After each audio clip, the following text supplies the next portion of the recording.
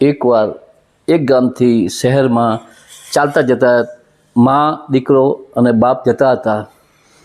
સામેથી 3 છોકરા આવ્યા.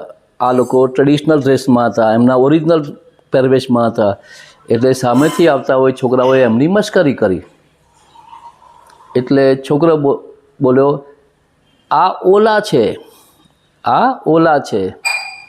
એટલે એના બાપે કહ્યું, આ ઓલા હોય તો એમને ઓલું હોય.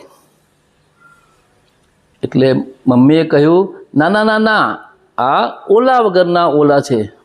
પાછળથી એક માણસ જતો હતો, એને વાતો ગમી કે ભાઈ તમે આ ઓલા ઓલીવાળી શું વાત કરી? અરે ભાઈ કંઈ નહીં, પેલાઓએ અમારી મજાક કરી એટલે મેં કહ્યું આ વાંદરા છે. એટલે દીકરો કહે વાંદરા હોય તો એને પૂંછડું હોય.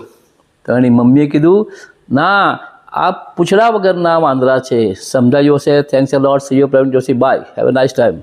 Keep watching